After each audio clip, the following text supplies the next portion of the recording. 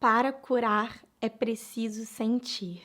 Essa é uma frase que eu sempre, sempre, sempre falo, porque na minha vida e na vida de milhares de alunas e clientes, ela é o que tem se provado ser a pura verdade de um processo terapêutico.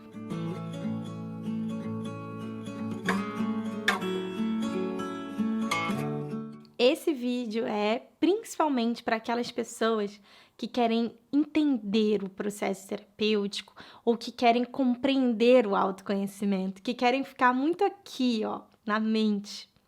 O processo de autoconhecimento, ele primeiro eu sempre falo, né, ele é um processo contínuo. Depois que você começa, ele não tem um ponto de chegada, uma linha, né, um ponto onde você acaba esse processo.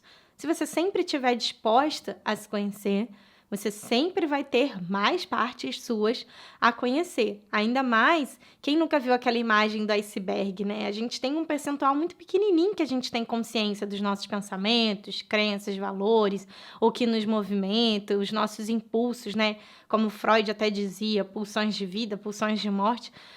O principal mesmo tá a um nível muito mais profundo, tá no inconsciente, tá na nossa mente, inclusive lá nos nossos cérebros emocionais, nosso sistema límbico, nosso cérebro reptiliano, e é quando a gente age e reage sem nem ter consciência do que a gente está fazendo, são as nossas memórias mais antigas e mais escondidas e assim por diante. O que, muitas vezes, quando as pessoas entram no processo de autoconhecimento, que acontece é que elas querem entrar, elas querem fazer esse processo, esse mergulho, da mesma maneira que elas fazem muitas coisas na vida. E eu sei disso porque eu mesma passei por isso, né? Eu mesma, quando comecei o processo de autoconhecimento pela primeira vez, né? Que nunca mais acabou, mas quando eu realmente decidi olhar para isso no nível mais profundo, foi quando eu tinha 18 anos. Eu já li alguns livros de autoajuda, que chama, né, autoajuda, desenvolvimento pessoal e tal, desde os 16 mais ou menos. Eu sempre tive o hábito de escrever no diário desde muito novinha,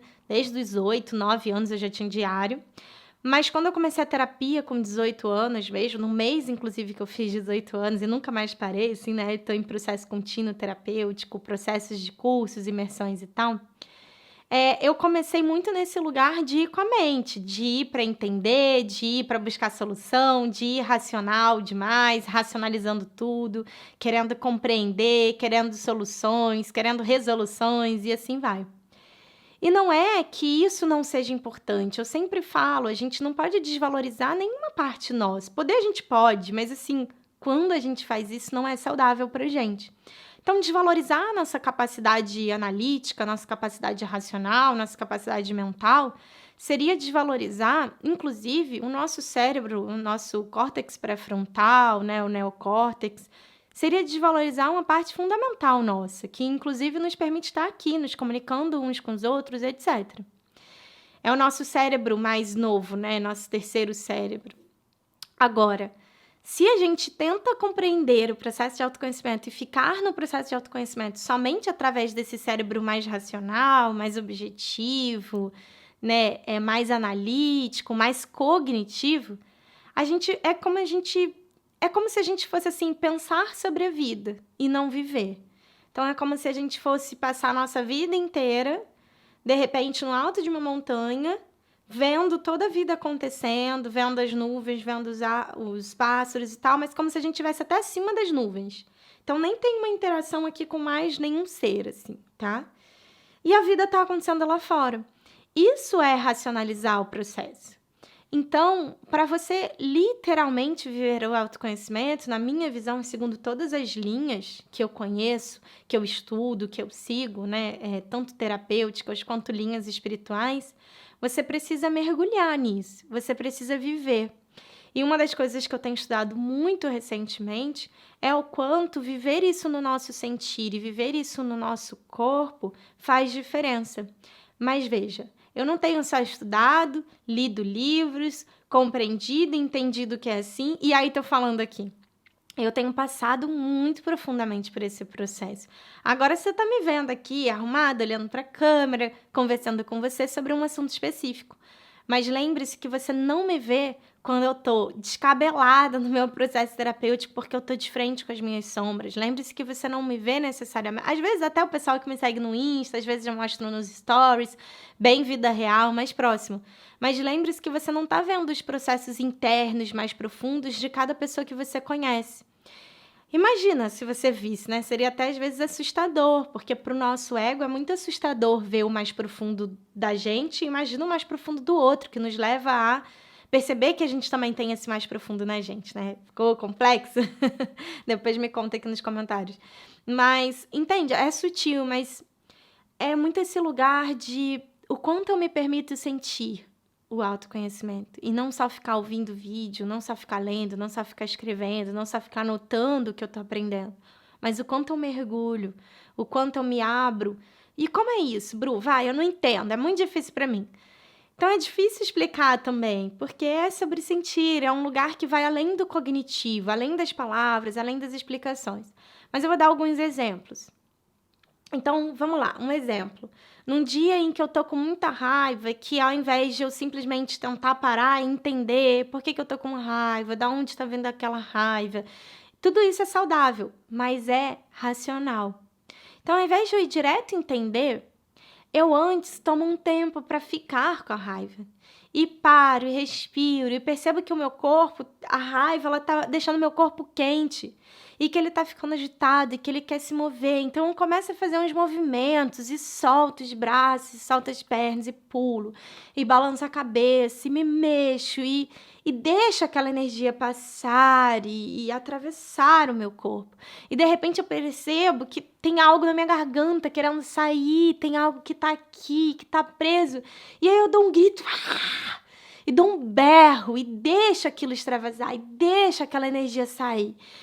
E quando isso acontece, eu já percebo, caramba, isso estava preso, e agora é como se estivesse mais livre, tá mais liberado, tá mais solto, eu me sinto mais leve em algum lugar. E aí eu vou seguindo, e o meu corpo tá querendo correr, então se dá, tô no meio de um dia que eu posso, né, fazer isso, eu boto um tênis, eu vou dar uma corrida, mesmo que sejam 10 minutos, mas eu faço isso, e às vezes não vai dar, então eu tô querendo socar alguma coisa ou alguém. Eu não vou socar alguém, né? É claro, de forma alguma eu vou socar alguém. Então eu vou junto os travesseiros em cima da cama e fico ali 2, 3, 5 minutos até ficar exausta. E depois eu caio na cama e sinto aquela energia de entrega e... Ai, que alívio, eu precisava colocar essa energia pra fora. Então, assim, é difícil de explicar, mas eu tô te dando alguns exemplos de como que é deixar o sentir acontecer. Não vai ter uma coisa certa. Não é que necessariamente quando você estiver com raiva, você vai querer fazer tudo isso. Mas talvez você queira. O quanto você se permite seguir esse movimento que está nascendo no seu corpo e colocar ele para fora. Isso fala muito desse processo de autoconhecimento bem autêntico, bem visceral, bem profundo, mas amoroso também. E amoroso, mas não e amoroso também. Porque quando a gente prende, quando a gente vai direto para o tentar entender, será que a gente está sendo amoroso com o que a gente está sentindo? É como se fosse assim uma criança que fala, ai, tô com muita raiva. E você fala para a criança, mas você entende por que você tá com raiva? Vamos lá, você tem que descobrir de onde você tá com raiva. Como que você acha que essa criança vai se sentir?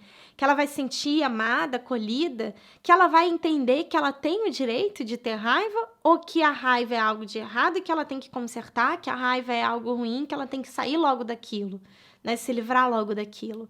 É isso que a gente faz com a gente quando a gente não se permite sentir e vai direto para entender.